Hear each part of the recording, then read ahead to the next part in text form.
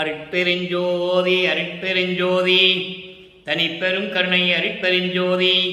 எல்லா உயிர்களும் இன்புற்று வாழ்க, வள்ளல் மலரடி வாழ்க வாழ்க, கொல்லா விரதம் குவளை எல்லாம் ஓங்குக, நல்லோர் நினைத்த நலம் பெறுக, நன்றி நினைத்த எல்லோரும் வாழ்க இசைந்து.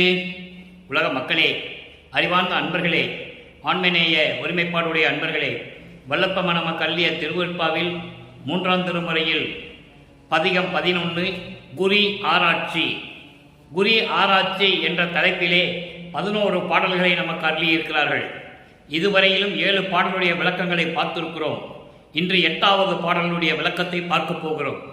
குறி ஆராய்ச்சி என்பது, அன்பர்களை நல்லா கவனிக்கணும், குறி ஆராய்ச்சி என்பது தன்னுடைய மனநிலையை ஒரு குறத்தி பெண்ணிடம் போய் குறி கேட்பது போல இந்த பாடல்களை நமக்கு அருளியிருக்கிறார்கள்.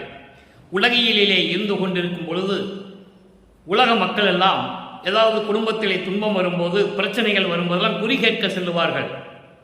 அதுபோன்று வல்லற்பெருமானவர்கள், நமது பிள்ளை பெருமானவர்கள் இறைவனுடைய செல்வ பிள்ளையாக இருந்தவர். அதனால்தான் பிள்ளை பெருமான் என்று சொல்லுகிறேன். இந்த மண்ணுலக வருவதற்கு முன்னாலேயே அருட்பெருஞ்சோதி ஆண்டவர் தன் மகனுக்கு செல்வப்பிள்ளை என்று பெயரிட்டு வளர்த்து கொண்டிருக்கிறார். எதற்காக வளர்த்து கொண்டிருக்கிறார் என்பதையும் விளக்கங்கள் நிறைய நான் கொடுத்திருக்கிறேன். இருந்தாலும் இன்றும் சொல்ல வேண்டிய ஒரு கட்டாயம் இருக்கிறது. காரணம், இந்த பாடலுக்கு ஏற்றபடி அந்த விளக்கம் தேவை. வேற யாராலையும் சொல்ல முடியாது. அதனால தான் இந்த விளக்கத்தை சொல்ல நான் காத்திருக்கிறேன்.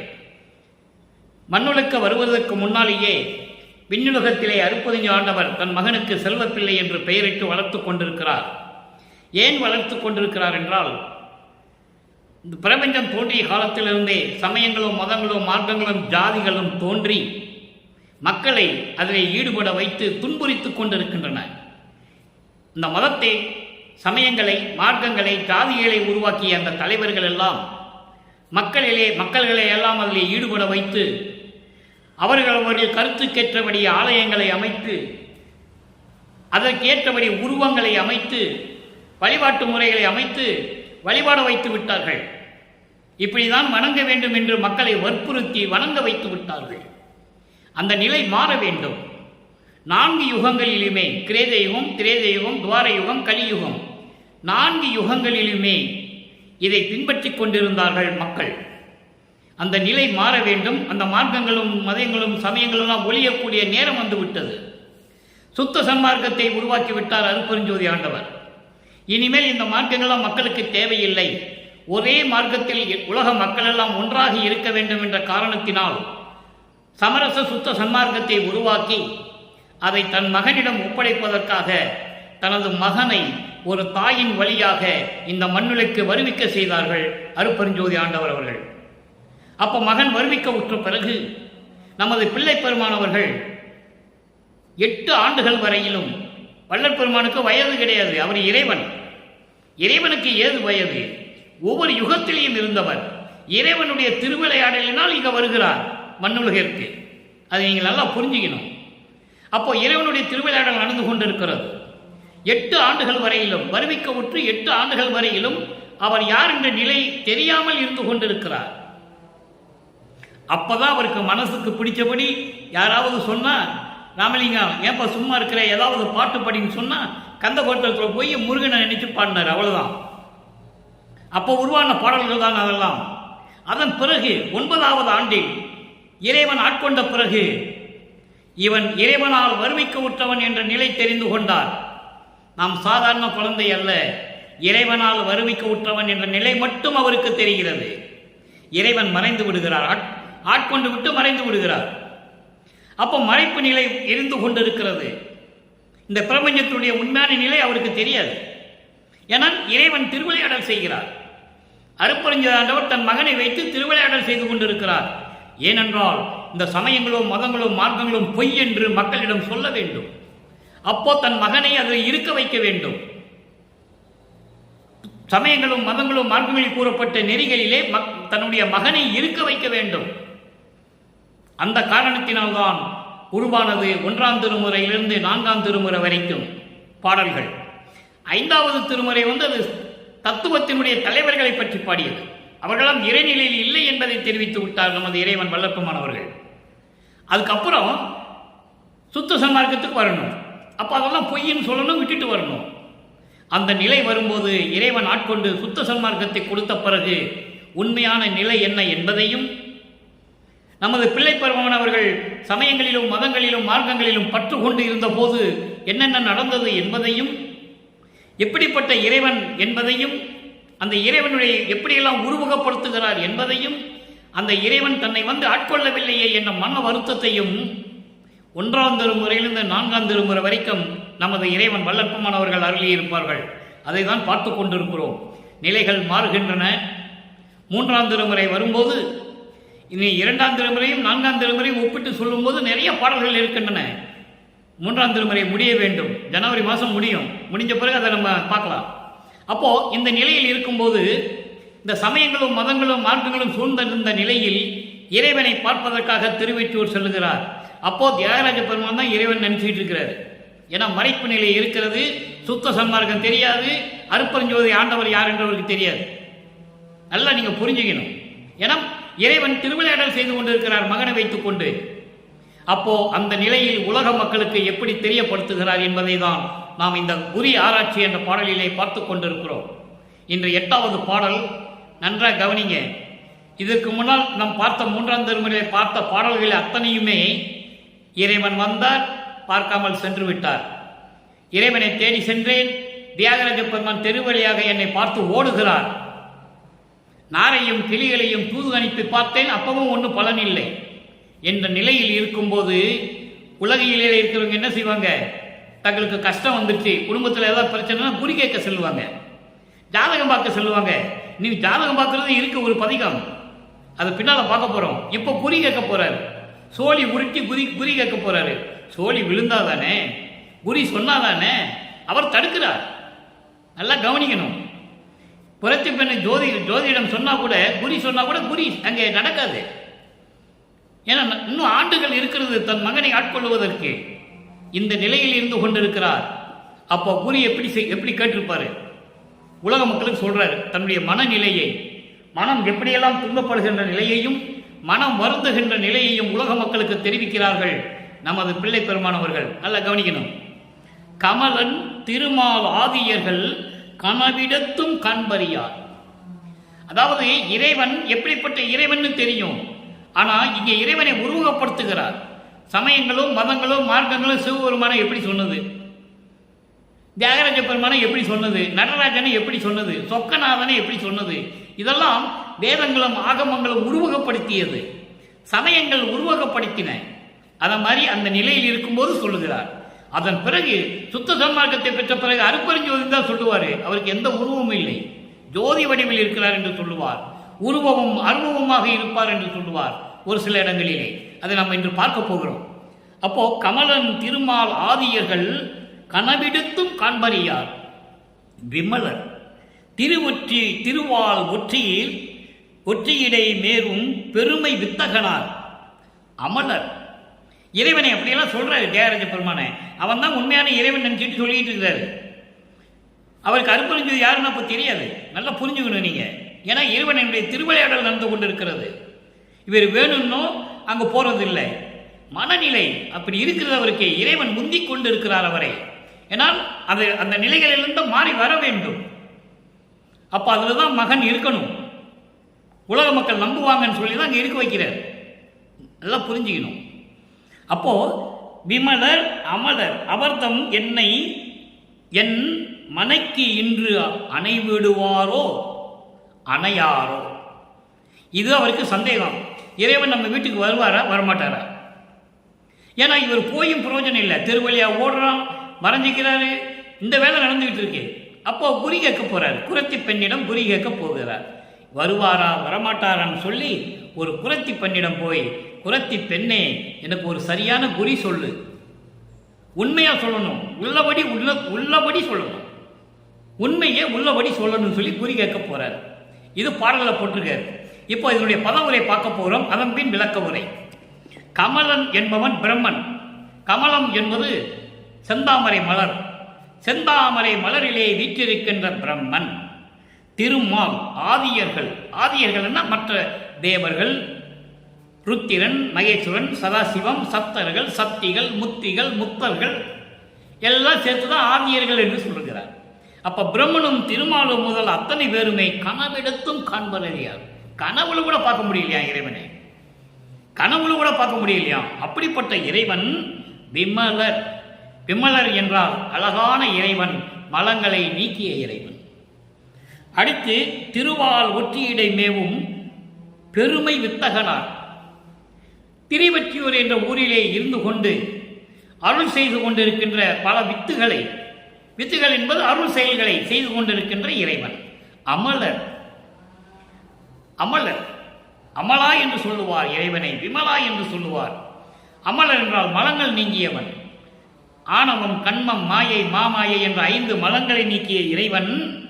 அவர் என் வீட்டிற்கு இன்று வருவாரா வரமாட்டாரா? அனைவாரோ அனைவாரா அனைவாரோ அனைவாரோ என்று சொல்லுகிறார். என் வீட்டுக்கு வருவாரா வரமாட்டாரா என்று தெரியவில்லை. ஏனென்றால் நான் இறைவன் மீது காதல் கொண்டுள்ளேன். தன்னை தலைவியாகவும் இறைவனை தலைவனாகவும் வர்ணனை செய்து குரத்தி பெண்ணிடம் போய் ஜோசியம் கேட்கிறார். அதனால தன்னை ஒரு பெண்ணாக உருவப்படுத்துகிறார். அவ்வளவுதான். இதில் ஒரு பெரிய குழப்பமே கிடையாது. உருவகப்படுத்துகிறார். இந்த நிலையில் இருக்கும்போது இறைவன் என் வீட்டுக்கு வருவாரா வரமாட்டாரா என்று தெரியவில்லையே. என் மனம் ஒரு நிலையில் இல்லை. எனக்கு சந்தேகமா இருக்கு. இந்த இறைவன் வருவானா வரமாட்டான்னு எனக்கு சந்தேகமா இருக்கு. அதனால குரத்தி பெண்ணிடம் போய் சொல்லுகிறார். குரத்தி பெண்ணே, எப்படி குரத்தி பெண் என்றால் தமலம் அகன்ற குறப்பாவாய். தமலம் அகன்ற குறப்பாவாய் என்பது அதாவது குறைகள் இல்லாத பொய் சொல்லாத குரத்தி பெண்ணே, குறை சொல்லாத குரத்தி பெண்ணே, பொய் சொல்லாத குரத்தி பெண்ணே, குறி சொல்லுவாயாக, உண்மையை உள்ளபடி சொல்ல வேண்டும், சொல்லுவாயாக என்று சொல்லி இந்த பாடலை அருளியிருக்கிறார்கள். இப்போ வரி வரியா இப்போ விளக்கம் பார்த்தோம். இப்போ கோர்வையா விளக்கம் பார்த்துவிட்டு அதன் பிறகு இந்த பாடலுக்கு விளக்கத்துக்கு ஏற்றபடி சுத்த சன்மார்க்கத்தை பெற்ற பிறகு இறைவன் யார் என்பதையும் இறைவனுடைய நிலைகளை எல்லாம் சொல்லி இறைவனிடம் எப்படியெல்லாம் அருளை பெற்றுக் கொண்டார் என்று சொல்லி அப்புறம் இறைவனோட இரண்டரை கலந்து நான் இறைவனாகிவிட்டேன் என்று எப்படி சொல்லுகிறார் என்பதையும் உலக மக்களை எப்படி அழைக்கிறார், சுத்த சன்மார்க்கத்துக்கு உலக மக்களை எப்படி அழைக்கிறார் என்பதையும் பார்க்க போகிறோம். நல்லா கவனிச்சுக்கிட்டே வரணும். இப்போ இந்த பாடலுடைய விளக்கம். செந்தாமரை மலரில் வீற்றிருக்கும் பிரம்மன் திருமால் முதல் எல்லோரும், அதான் சொன்னேன், தேவர்கள், முத்தர்கள், முத்திகள், சித்தர்கள், சித்திகள் யாராக இருந்தாலும் சரி அத்தனை பேருமே கனவில் கூட பார்க்க முடியாத இறைவன். கனவுல கூட பார்க்கலையாம்.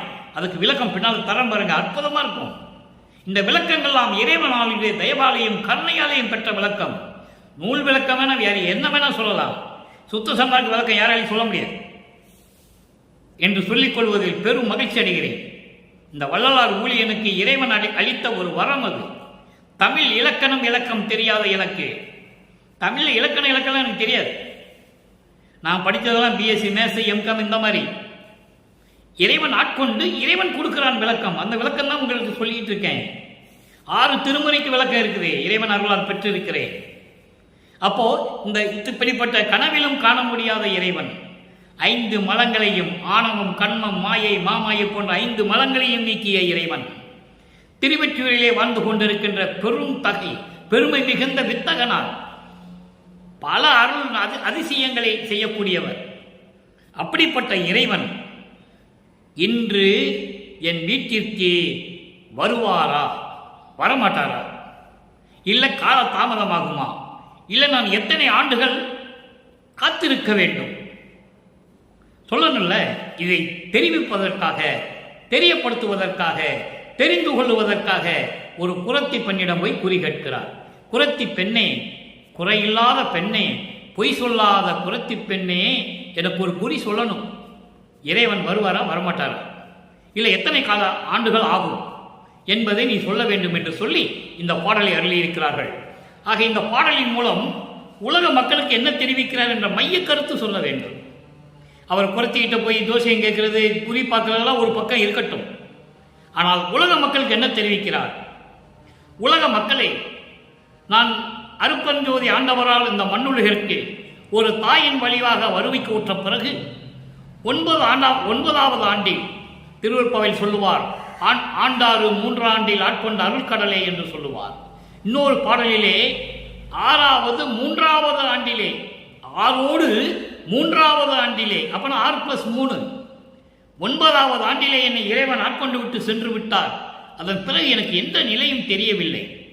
அப்போ அந்த காலகட்டங்களில் சமயங்களும் மதங்களும் மார்க்கங்களும் சூழ்ந்திருந்த திருவொற்றியூரிலே இருக்கின்ற தியாகராஜ பெருமான் இறைவன் என்று நினைத்து கொண்டு அங்கே நான் செல்லுகிறேன்.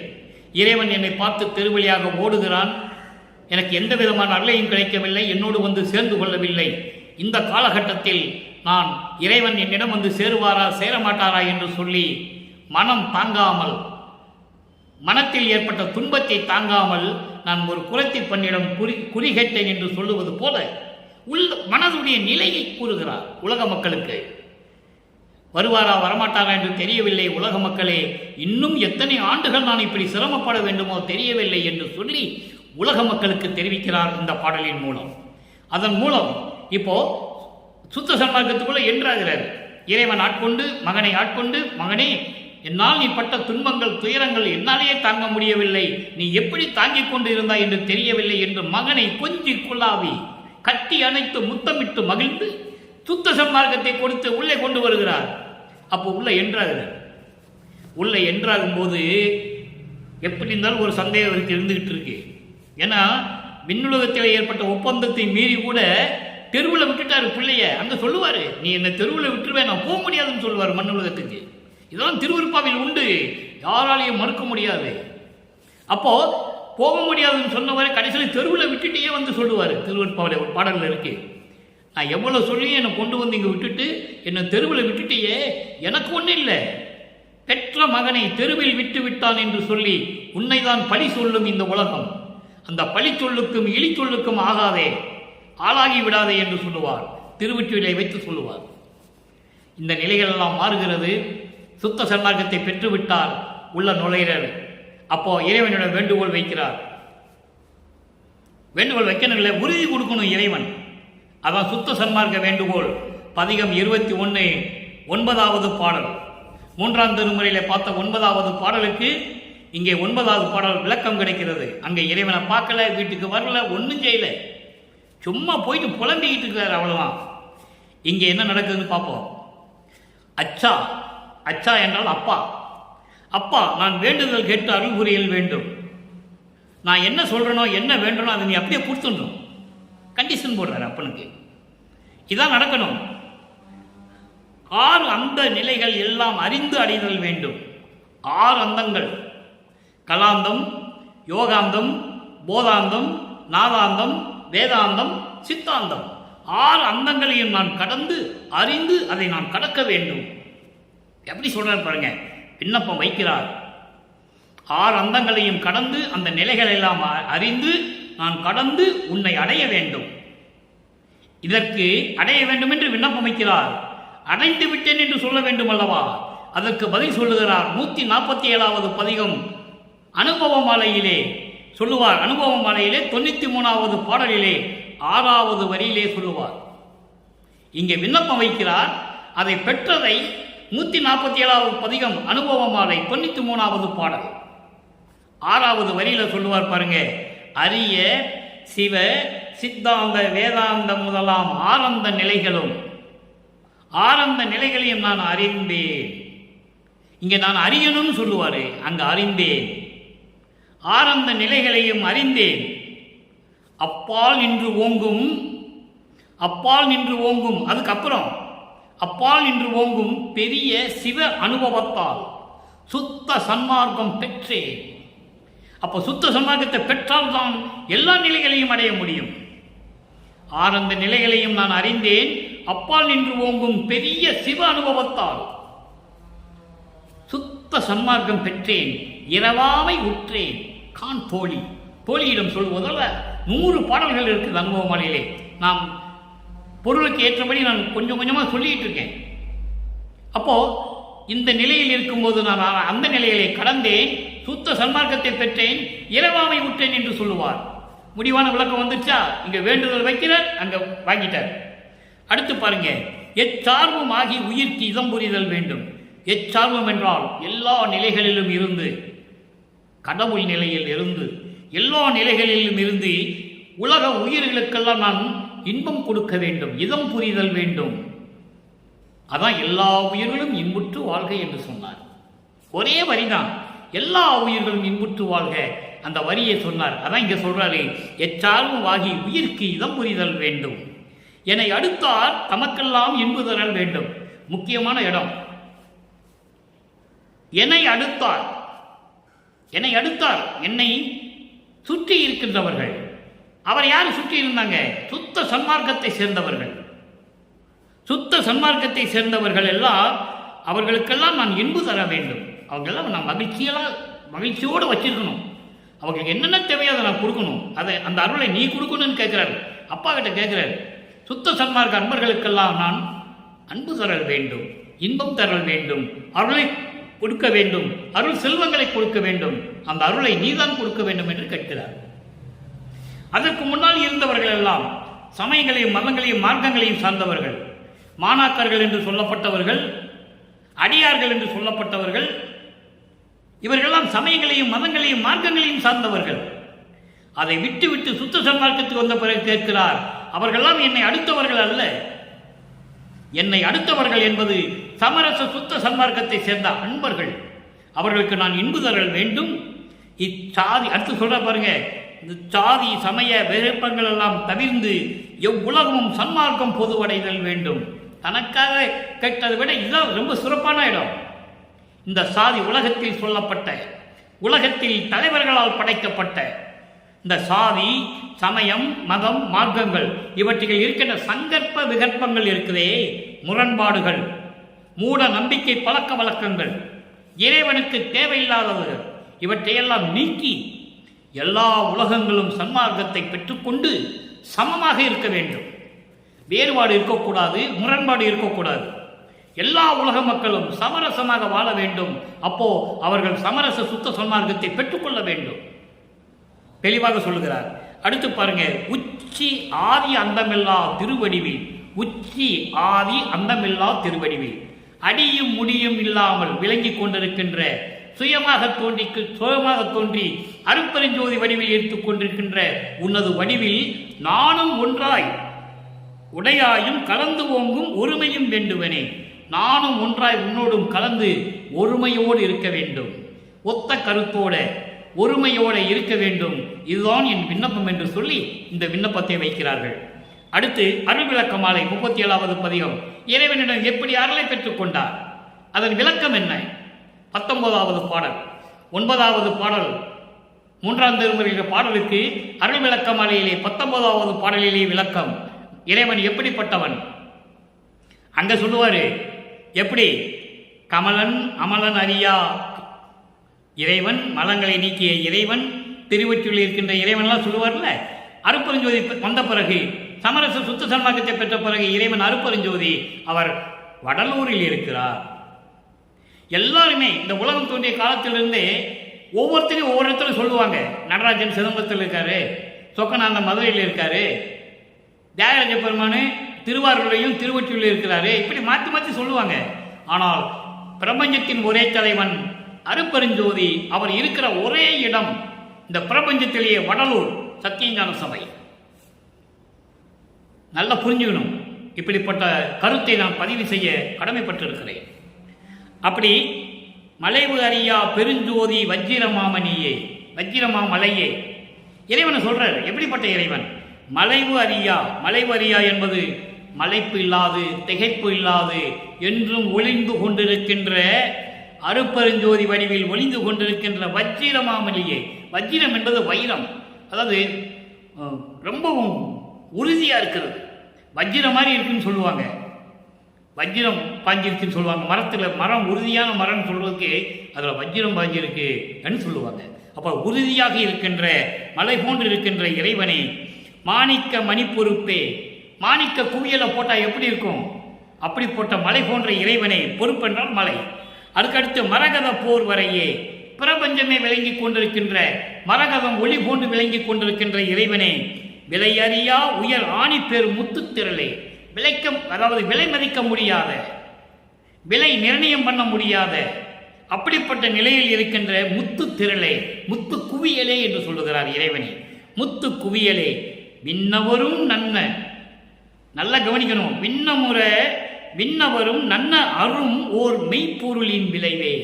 விண்ணவர்கள் தேவர்கள் கூட காண முடியாத, தேவர்கள் கூட அடைய முடியாத நிலையில் இருக்கின்ற இயற்கை உண்மை விளக்கத்தின் விளைவாக அந்த பலனாக விளங்கிக் கொண்டிருக்கின்ற அருப்பெருஞ்சோதியே, கொலையறியா குணத்தோர்தம் கூட்டுறவே. கொலையறியா குணத்தோர், உயிரினங்களை கொலை செய்கின்ற குணம் இருக்கிறதே, அவர்களை விட்டு, அந்த எல்லாம் விட்டு இருக்கின்றவர்களின் உள்ளத்தில் இருக்கின்ற இறைவனே, கொலையும் புலையும் தவித்தவர்களின் உள்ளத்தில் இருக்கின்ற இறைவனே என்று சொல்லுவார். கொலையும் புலையும் தள்ளாரை தழுவானை, கொலையும் புலையும் தள்ளியரை தழுவானை அப்படின்னு சொல்லுவார். அதாவது கொலையும் புலையும் விடாதவர்களை தள்ளி விடுவாராம், கொலையும் புலையும் விட்டவர்களை அணைத்துக் கொள்ளுவாராம். நிறைய பாடல்கள் உண்டு. அப்படிப்பட்ட உள்ளத்தில் இருக்கின்ற இறைவனே, அருள் செங்கோல் நடத்துகின்ற தனிக்கோவே, திரு அருள் செங்கோல் நடத்துகின்ற இறைவனே, மெய்யறிவால் என்பது மெஞ்ஞான அறிவு. நான் ஏற்கனவே அது விளக்கம் கொடுத்திருக்கிறேன். அறிவு வேறு, மெஞ்ஞான அறிவு வேறு, ஞானம் வேறு, மெஞ்ஞானம் வேறு. ஞானம் பெற்றவர்கள் தான் நிறைய பேர். மெஞ்ஞானம் யாருக்கு கிடையாது. மெஞ்ஞானம் கிடைத்த மூன்று உலகத்தையும் அறிந்திருக்க வேண்டும். எதிர்க்க இறைவன் வேறு உருவத்தில் வந்தவரை இவன் இறைவன் என்று நினைக்க வேண்டும், தெரியப்படுத்த வேண்டும், தெரிந்து கொள்ள வேண்டும். தெரியாது யாருக்கும். இறைவன் எத்தனையோ காலகட்டங்களில் மாறுவேடத்தில் சென்று இந்த ஞானம் பெற்றவர்களை சோதித்து இருக்கிறார். ஆனால் அப்படிப்பட்டவர் நிலைகள் எல்லாம் அவர் இறைவன் என்று அவங்களுக்கு தெரியாது. இதுக்கு நிறைய உதாரணங்கள் இருக்கிறது. திருநாவுக்கரசிலிருந்து, திருஞான சம்பந்தமிருந்து, மாணிக்கவாசலிருந்து நிறைய உதாரணங்கள் இருக்கு. உதாரணத்துக்கு சொல்லுகிறேன். திருநாவுக்கரசர் பசி என்று சொல்லும்போது இவர் சோத்தை கட்டிட்டு பின்னால போறாரு. வந்தவன் இறைவன் அவருக்கு தெரியாது. இளப்பல் அறிந்து அன்பர் பொதி சூழலிருந்த முன்னிருந்து பின்னடக்கும் போதம் திருவடி புகழ்ச்சியில் சொல்லுவார். திருநாவுக்கரசருக்கு நல்ல ஞானமுடையவர், இறைவன் மீது நல்ல பக்தி கொண்டவர், சமய நெறியை பரப்பியவர். இருந்தாலும் கூட சோறு கொண்டு வந்தது இறைவன் அவருக்கு தெரியாது. அதே போல மாணிக்கவாசகர் வாதபுரான் கோயிலை கட்டும்போது அடியார் வேடத்துல போய் சொன்னாரு, வந்தது இறைவன் அவருக்கு தெரியாது. அடியார் சொன்னா இறைவன் சொன்ன மாதிரி அந்த நிலை தான் அவங்களுக்கு இருந்தது. நல்லா புரிஞ்சுக்கணும். அதையும் சொல்லுவார். திருவடி புகழ்ச்சியில நிறைய இருக்கு, நிறைய விஷயங்கள் இருக்கு. அதெல்லாம் சொன்னப்ப நேரம் பார்த்தாது, சுருக்கமாக சொல்லுகிறேன். ஞானத்துக்கும் மெஞ்ஞானத்துக்கும் விளக்கம் சொன்னேன், அவ்வளவுதான். அவர்களும் அருளுடையவர்கள் தான், அருளை பெற்றவர்கள் தான், இல்லை என்று சொல்ல முடியாது. ஆனால் ஞானம் கொண்டவர்கள், மெஞ்ஞானம் இல்லை என்பதை பிரம்மனுக்கு திருமாலுக்கே இல்லைன்னு சொல்லுவார், திருப்பாவில் இருக்கு. அப்போ அப்படிப்பட்ட மெஞ்ஞானம் நிலை அறிந்தோர் போற்றுகின்ற அந்த நிலையில், கடவுள் நிலையை அறிந்தவர்கள் யாரோ அவர்கள் போற்றுகின்றபடி சத்திய ஞான சபையிலே அருளடனம் செய்து கொண்டு அருளாட்சி செய்து கொண்டிருக்கிற உன்னுடைய பொன்னான திருவடிகளுக்கு எனது பாடலை சமர்ப்பிக்கிறேன், எனது வேண்டுகோளை சமர்ப்பிக்கிறேன், எனது முறையீடுகளை சமர்ப்பிக்கிறேன். அதை ஏற்றுக்கொண்டு மகிழ்வோடு ஏற்றுக்கொண்டு எனக்கு அருள வேண்டும் என்று சொல்லி அருள் விளக்க மாலையிலே கொடுக்கிறார். அடுத்து இறைவனை எப்படி பார்த்தாரு, எங்க பார்த்தாரு, எப்படிப்பட்ட இறைவனை பார்த்தாரு, எப்படி கலந்து கொண்டார். 42வது பதிகம் கண்டு கனிந்து கலந்து கொள்ளல் 9வது பாடல். அங்க சொல்லுவார்ல, கமலன் திருமால் ஆதியர்கள் கனவிடத்தும் அறியார். அது இங்க சொல்றார் பாருங்க, அற்புதமா இருக்கும். நல்லா கவனிங்க.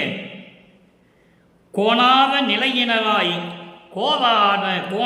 நிலையினராய் குறி குணம் கண்டிடவும் கூடாத வண்ணம். யாரை கூடாதுன்னு சொல்றாரு? இறைவன் யார்கிட்ட இருக்க மாட்டாராம்.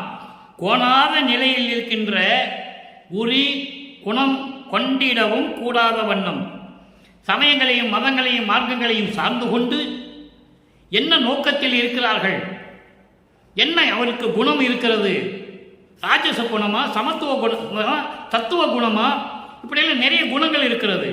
இதெல்லாம் இருக்கிறதா என்று கண்டிடவும் கூடாத வண்ணம். இதெல்லாம் பார்க்கணும்னா அவங்ககிட்ட இருக்கக்கூடாது இறைவன். அதனால கூடாத வண்ணம், அது ஒரு பாயிண்ட். அடுத்து மலை குகை முதலாம் இடத்தில். நல்லா கவனிக்கணும். நான் ஏற்கனவே இதுக்கு விளக்கம் நிறைய கொடுத்துருக்கேன். 3 வருஷமா பேசிட்டு இருக்கேன் யூடியூப்ல.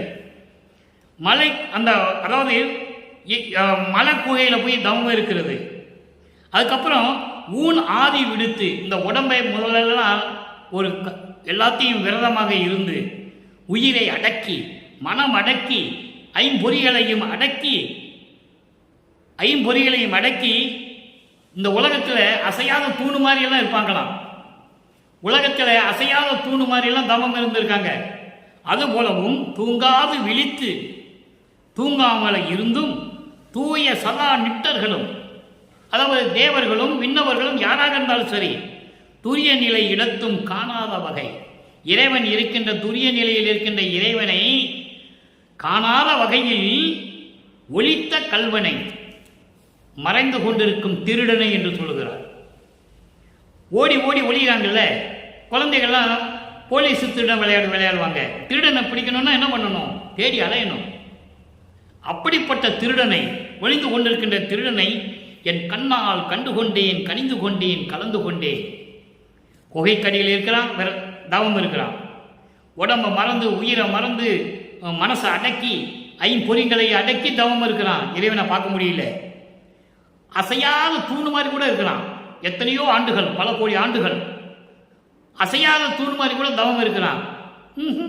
பார்க்க முடியவில்லை. தூங்காமல் விழித்துக் கொண்டிருக்கிறான், பார்க்க முடியல. இப்படிப்பட்ட தேவர்களும் பார்க்க முடியல. துரிய நிலையில் இருக்கும் இறைவனை காணாத வகை, இப்படியெல்லாம் இறைவனை காண முடியாமல் தவித்துக் கொண்டிருக்கிறார்கள். அப்படிப்பட்ட கல்வனை, அப்படிப்பட்ட ஒளிந்து கொண்டிருக்கின்ற இறைவனை என் கண்ணால் கண்டு கொண்டேன், கனிந்து கொண்டேன், பேரின்பம் கொண்டேன், அடுத்து கலந்து கொண்டேன். இறைவன் என்னோடு கலந்து கொண்டான், நானும் கலந்து கொண்டேன் பேரின்பத்தோடு என்று சொல்லுகிறார், கலித்தே என்று சொல்லுகிறார். இதற்கு ஒரு விளக்கம் தர காத்திருக்கிறேன். மகாதேவ மலையிலே 50வது பாடல், 1வது திருமுறை, 5வது பதிகம், மகாதேவ மாலை 50வது பாடல். நல்லா கவனிக்கணும். சுத்த சன்மார்க்கத்துக்கு வந்த பிறகு எப்படி சொல்றாரு, சமயங்களிலும் மதங்களிலும் மார்க்கங்களில் சார்ந்திருந்த போது எப்படி சொல்றாரு. ஆனால் பொருள் ஒன்றுதான், நிலைகள் வேறு. கற்பங்கள் பல கோடி செல்ல தீய கனல் நீடு ஊசி மேல் காலை ஊன்றி நிற்பவருக்கும் ஒளித்து. இந்த ஒளித்து என்ற வார்த்தையைத்தான், இந்த ஒளித்து என்ற சொல்ற அந்த ஒரு சொல்லுக்கு தான் இவ்வளவு விளக்கங்கள் இருக்கிறது. ஒளித்து ஊனின்றி உறக்கமின்றி பொற்புற மெய் ஊனின்றி உறக்கமின்றி, இந்த பொன்னான உடம்பு ஊனின்றி, அதான் இங்கே சொல்றாரு. ஊன் ஆதி விடுத்து என்று இங்கே சொல்லுகிறார். சாப்பாடு இல்லாம தூங்காம ஊனின்றி உறக்கமின்றி, அதான் இங்கே சொல்றாரு. தூங்காது விழித்து என்று சொல்லுகிறார். இங்கே அங்கே சொல்லுகிறார். ஊனின்றி உறக்கமின்றி புலர்ந்து எலும்பு புலப்பட, எலும்பு தெரிகிற மாதிரி பொறி 5ஐயும் அடக்கி, பொற்புற எல்லாத்தையும் அடக்கி நிற்பவருக்கு ஒளித்து. அதாவது கீழே வேள்வியை போட்டு தீயை மூட்டி அது மேல ஊசி பலகையை போட்டு ஒத்த கல்ல நிற்கிறான் இறைவனை பார்க்கணும்னு சொல்லி. பார்க்க முடியல. எலும்பு திரிகிற மாதிரி தவம் இருக்கிறான், பார்க்க முடியல. தூங்காம இருக்கிறான், பார்க்க முடியல. அமரருக்கு ஒளித்து, வேதங்களுக்கு ஒளித்து என்று சொல்லுவார். வேதங்களும் பார்க்க முடியல, தேவர்களும் பார்க்க முடியல. அந்த தேவர்களை தான் இங்கு சொல்லுகிறார், தூய சதா நிட்டர்கள். அப்படிப்பட்ட எல்லாரும் பார்க்க முடியாத இறைவன் நான் பார்த்து விட்டேன் என்று சொல்லுகிறார். அடுத்து இறைவனுடைய திருவருளை பெற்றுக்கொண்டார் அல்லவா, அந்த திருவருளுடைய பெருமை என்ன உலக மக்களுக்கு சொல்ல வேண்டும். ஏன்னால் சமயங்களிலும் மதங்களிலும் மார்க்கங்களிலும் போது என்னென்ன நடந்ததுன்னு பூரா சொன்னாரு. 4 திருமுறையிலும் சொல்லியிருக்காரு. அப்போ அருளை பெற்றுக்கொண்ட பிறகு உண்மையான நிலை 8வது பாடல். நீக்குள்ள 8வது பாடல் சுத்த சன்மார்க்கம் வேண்டுகொள்ள 8வது பாடல். அடுத்து அருள் விளக்க மாலையில் 18வது பாடல். அதுக்கடுத்து கண்டு கனிந்து கலந்து கொண்டில் 8வது பாடல். இன்னைக்கு 8வது பாடல் தானே பார்த்துட்டு இருக்கோம். முதல்ல 9வது பாடல்னு சொல்லிட்டேன், திருத்திக்கங்க. 8வது பாடல். 8வது பாடலில் திருவருட்பெருமையில் 8வது பாடலில் சொல்றாரு, காய்மையே தவிர்த்து கருணையே கனிந்த கற்பக தனி பெருந்தருவே. காய்மையே தவிர்த்து, காய்மை என்ற பொய் வகைகள் யாரு, சமயங்கள் மதங்கள் மார்க்கங்களில் சொல்லப்பட்ட பொய்யான நெறிகளை எல்லாம் நீக்கி கருணையே வடிவமான கற்பக மரம் போன்று நிழல் தரக்கூடிய அருளை குறிக்கக்கூடிய இறைவனை அருட்பெருஞ்சோதியே தூய்மையே விளக்கி சுத்த சன்மார்க்கத்தை விளக்கி துணைமையை அளித்த ஜோதியே அருள் துணையை எனக்கு கொடுத்த அருட்பெருஞ்சோதியே. அருளை பெற்றுக்கொண்டதையும் சொன்னார், இறைவன் தன்னோடு இருக்கிறதையும் சொல்லுகிறார், சுத்த சன்மார்க்கத்தை விளக்கியதையும் சொல்லுகிறார். நல்லா கவனிக்கணும். தூய்மையே விளக்கி அந்த ஒரு வரிக்கே நிறைய விளக்கங்கள் இருக்கிறது. ஆனால் நமக்கு நேரம் பற்றவில்லை, அதனால் சுருக்கமாக சொல்லுகிறேன். சுத்த சன்மார்க்க நெறிகளினுடைய விளக்கத்தை எனக்கு சொல்லி அருள் துணையாக இருந்து கொண்டிருக்கின்ற அருட்பெருஞ்சோதியே, தூய்மை இல்லாருக்கு தூய்மை இல்லவருக்கு சேய்மையே. தூய்மை இல்லாதவர்கள் யார்? சமரச சுத்த சன்மார்க்கத்தில் இல்லாதவர்கள். அவை தூய்மை இல்லாதவர்கள், புனிதம் இல்லாதவர்கள். அவர்களுக்கு சேய்மையே. சேய்மையே என்ன? தூரமாக நின்று வேடிக்கை பார்க்கிறது. ஏன்னா சுத்த சன்மார்க்கத்தில் இல்லாதவர்களையும் படைத்தது இறைவன் தானே. நல்லா கவனிச்சுக்கணும் நீங்க. அப்போ தன்னால் படைக்கப்பட்டவன் நம்ம சொல்றபடி கேட்க மாட்டேன்றான்ல, கேட்கணும்ல. இறைவன் சொன்னா கேட்கணும், நம்மளை படைக்கிறவன் சொன்னா கேட்கணும், நம்மளை அப்பா அம்மா சொன்னா அதை கேட்கணும். அதான முறை, அதான நீதி, அதுதானே தர்மம், அதுதானே சத்தியம். அப்போ இறைவன் சொன்னதை கேட்கணும். அப்படி கேட்காதவங்களை தூரமா நிக்க வச்சுட்டு பார்ப்பாராம், தூரமா நிக்க வச்சுட்டு பார்ப்பாராம். அதான் சேய்மையை என்று சொல்லுகிறார். தூரமே வைத்து வேடிக்கை பார்த்து கொண்டிருக்கின்ற இறைவன் அவனுக்கு அருள் எல்லாம் கிடைக்காது, சத்தியமா கிடைக்காது. அவரே சொல்றாரு, நான் கொடுக்க மாட்டேன்னு சொல்றாரு, உன் முகத்தையே பார்க்க மாட்டேன்னு சொல்றாரு. ஒரு பாடல்ல, எல்லா பாடலும் அருட்பாடல் இருக்கு. அப்போ அப்படிப்பட்ட இறைவனை எல்லாம் செய்ய வல்ல ஞான சித்தியே. இந்த ஞான சித்தியன்னு சொல்ற பாருங்க, எல்லா விளக்கங்கள். இந்த ஞான சித்தி என்ற அந்த ஒரு சொல்லுக்கு மட்டும் ஒரு மாசம் சொல்லலாம் விளக்கம். இந்த பிரபஞ்சத்தோடு நீங்கள் அத்தனை பேருமே கர்ம சித்தியிலும் யோக சித்தியிலும் சென்றவர்கள். ஞான சித்திக்கு யாருமே வரல. அதுக்கு 64வது பதிகத்திலே திருவந்தியார் என்ற பதிகத்திலே இருக்கின்ற கடைசி பாடல், முத்தியை பெற்றேன். ஏன்னா முத்திக்கு அப்புறம் ஒரு சித்தி நிலை இருக்கிறது யாருக்குமே தெரியாது. இவர் முத்தி பெற்றேன், முத்தியினால் ஞான சித்தியை உற்றேன் என்று உந்திப்பற சித்தனானேன் என்று உந்திப்பற. நான் கடவுளாயிட்டேன்னு சொல்றாரு. ஞான சித்தி இருக்கிறதுனா கடவுளாக முடியும். கர்ம சித்தி யோக சித்தி இருக்கிறது கடவுளாக முடியாது. அவங்க சித்துக்கள்லாம் கொஞ்ச நாள் வரைக்கும் தான். கர்ம சித்தியினுடைய சித்தெல்லாம் 3.25 வருஷம் தான் இருக்கும், அதுக்கப்புறம் இருக்காது. யோக சித்தியில் பெற்றவர்கள் எல்லாம் அதனுடைய அருள் 108 வருஷம் தான் இருக்கும், அதுக்கப்புறம் இருக்காது. ஆனால் ஞான சித்தியில் இருக்கின்றவனுக்கு எல்லா யுகங்களிலும் அந்த சித்தி உண்டு, அந்த அருள் உண்டு என்று சொல்லுகிறார். நீங்க அருட்பெருஞ்சோதி அகவலையிலே நீங்க பார்க்கலாம். முத்தி என்பது முந்துரு சாதனம், 300 சாதனம் இல்லை, முந்து உரும் சாதனம். முத்தி என்பது இன்னொரு வழிக்கு செல்லக்கூடிய ஒரு நிலை. அந்த என்ன நிலை? சித்தி நிலை, ஞான சித்தி நிலை. முத்தி என்பது முந்து ஒரு சாதனம், அத்தகென்ற அருட்பெருஞ்சோதி. அதுக்கு பின்னாலேயே சொல்லுவாரு, சித்தி என்பது நிலை சேர்ந்த அனுபவம். நிலை சேர்ந்த அனுபவம் என்பது இறைவனை சேரக்கூடிய ஒரு அனுபவம். அந்த அனுபவத்தை பெற வேண்டும் என்றால் ஞான சித்தி இருக்க வேண்டும். ஞான சித்தி இருக்க வேண்டும் என்றால் சுத்த சன்மார்க்கத்தில் இருக்க வேண்டும். அதுதான் அதனுடைய விளக்கம். அப்போ அப்படிப்பட்ட சித்தியை நான் பெற்றுக்கொண்டேன். அப்படி நிலையில் இருக்கின்ற இறைவனே, சுத்த சன்மார்க்க வாய்மையே, சுத்த சன்மார்க்கத்தின் சத்தியமே, சுத்த சன்மார்க்கத்தின் உண்மையே என்றே இப்படியெல்லாம் நான் சொன்னேன். எப்படி சொல்ற பாருங்க, இப்படியெல்லாம் நான் சொன்னேன். சொன்ன உடனே வந்து அருள் ஜோதி அளித்தனை. ஏன்னா அருள் ஜோதி வாங்கினா இறுதி கட்டமாக, திருவருட்பாவுடைய இறுதி கட்டம் அருட்பெருஞ்சோதியை வாங்கணும். அருட்பெருஞ்சோதி ஆண்டவர் வந்து மகனோட கலந்து 2 பேரும் கடவுளாகணும். அதான் இறுதி கட்டம். 51வது ஆண்டில் நடக்கிறது. 51வது ஆண்டு என்பது நமது பிள்ளை பெருமானவர்கள் இந்த மண்ணுலருக்கு ஒரு தாயின் வழியாக வருவிக்க விட்டு 51வது ஆண்டு. வல்லப்பெருமானுக்கு வயசு இல்லை. நான் ஏற்கனவே பல தடவை இதை கூறியிருக்கிறேன். வல்லப்பெருமான் இறைவன், இறைவனுக்கு ஏது வயசு? முருகனுக்கு சொன்னாங்கல்ல, முருகனுக்கு வயசு சொன்னாங்களா? பிள்ளையார சொன்னாங்கல்ல, வயசு சொன்னாங்களா? யாரை வேணா எடுத்துக்காங்க, யாருக்கு வயசு கிடையாது. வயசு சொன்னாங்களா? இல்லை. ஆனா வல்லப்பெருமான் மட்டும் ஏன் வயசு சொன்னாங்க? வேண்டுமென்றே இறைவனுடைய அருளை பெறாமல், விளக்கத்தை தெரியாமல் வேண்டுமென்றே சொல்லிக் கொண்டிருக்கிறார்கள். ஐயா வந்தாரு, ஐயா போனாரு, அவருக்கு 9வது வயசுல இருந்தாரு, கந்த கோட்டத்தில் போய் அப்படியே உருகி 4 வயசுல பாடினாரு, இந்த வயசுல இப்படி இருந்தாரு, அந்த வயசுல அப்படி இருந்தாரு. அதெல்லாம் இல்லை. அவருக்கு ஏது வயசு? வருவிக்க உற்றவர் என்று சொல்ல வேண்டும். வருவிக்க உற்றவனுக்கும் அவதாரம் எடுக்கிறவனுக்கு வேறுபாடு உண்டு. வருவிக்க உற்றவனுக்கு இறப்பு இல்லை, பிறப்பு இல்லை, மரணமில்லா பெருவாழ்வு. அவதாரம் எடுக்கிறவனுக்கு அந்த அவதாரத்திலே பிறக்க வேண்டும், அந்த அவதாரம் காலம் முடிந்தவுடனே இறக்க வேண்டும், அதன் பிறகு இன்னொரு அவதாரம் எடுப்பதற்கு பிறக்க வேண்டும், அதன் பிறகு இறக்க வேண்டும். அதை சொல்லுவார். பிறந்து பிறந்து செத்து செத்து இருக்கும் தேவர்களை நான் மதியேன் என்று சொல்லுவார். என் முன் வழியிலர் என்று சொல்லுவார். திருவருட்பாவிலே உண்டு, யாரும் மறுக்க முடியாது. அவ்வளவு விளக்கங்கள் இருக்கின்றன.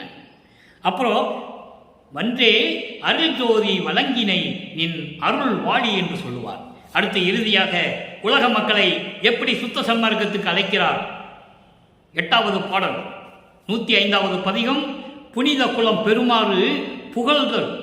புகழல்னா சொல்லுதல். வாங்க உலக மக்களின் வாங்கி சொல்லணும். அப்போ 8வது பாட்டு. நேரம் கடந்து கொண்டிருக்கிறது, கொஞ்சம் வேகமாக சொல்லுகிறேன். கனமுடையேன் கட்டுடையேன் என்று நினைத்து இங்கே கழித்து இருமாந்து இருக்கின்றேன். உலக மக்களே, நம்மிடம் செல்வம் இருக்கிறது, நம்மிடம் ஒரு கூட்டம் இருக்கிறது, நம் உறவுகள் இருக்கின்றன, நமக்கென்று ஒரு தலைக்கட்டு இருக்கிறது என்று சொல்லி இந்த உலகத்திலே மண்ணுலகிலே இருமாந்து ஆணவத்தோடு மகிழ்ந்து கொண்டிருக்கின்றீர்கள். உலக மக்களே, தெரியாமல் இருந்து கொண்டிருக்கிறீர்கள். ஒழிப்பு இடமும் அறியே. நல்ல கவனிக்க, அந்த ஒழிப்புன்னு ஒரு வார்த்தை இருக்கே, அற்புதமான வார்த்தை. ஒழிப்பு இடமும் அறியே. இறைவன் இருக்கின்ற, மறைமுகமாக இறைவன் இருக்கின்ற உண்மையான இடத்தை கூட உங்களால் அறிய முடியவில்லை. இறைவன் இருக்கின்ற இடம் எது? சுத்த சன்மார்க்கம். சுத்த சன்மார்க்கம். அந்த சுத்த சன்மார்க்கம் எங்கே இருக்கிறது? சத்தியஞான சபையில் இருக்கிறது. இறைவன் எங்க இருக்கிறான்? சத்தியஞான சபையில் இருக்கிறான்.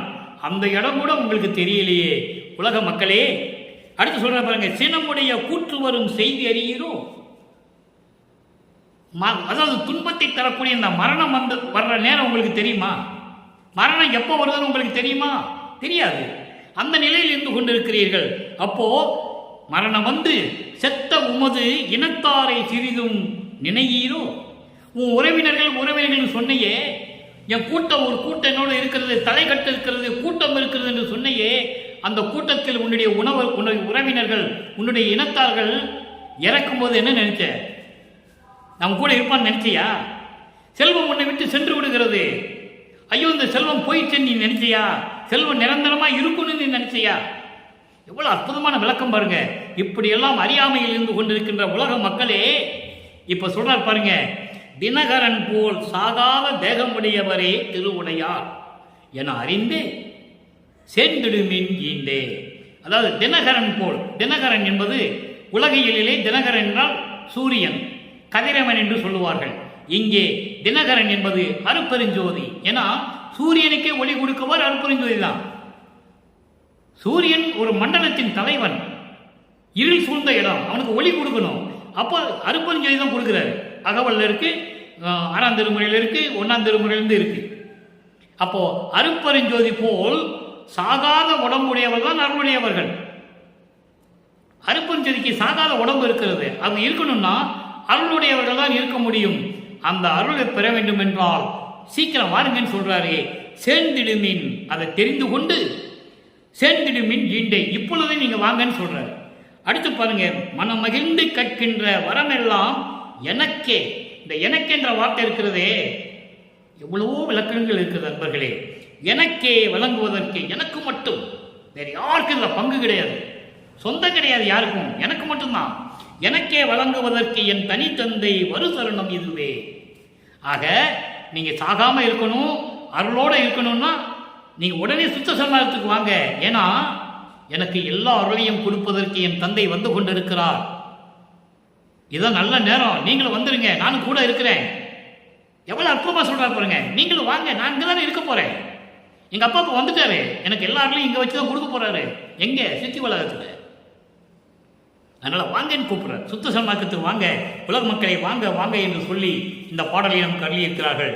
நேரம் கடந்து கொண்டிருக்கிறது அன்பர்களே. எனவே இன்று நாம் பார்த்த 8வது பாடலுக்கு 11வது பதிகத்திலே 3ஆம் திருமுறையில் இருக்கின்ற 8வது பாடலுக்கு சுத்த சன்மார்க்கத்தை பெற்ற பிறகு எப்படியெல்லாம் இறைவன் என்பதையும் எப்படியெல்லாம் அருளை பெற்றுக் கொண்டார் என்பதையும் தெளிவாக இறைவன் கொடுத்த அருளால் நானும் கூறிவிட்டேன்.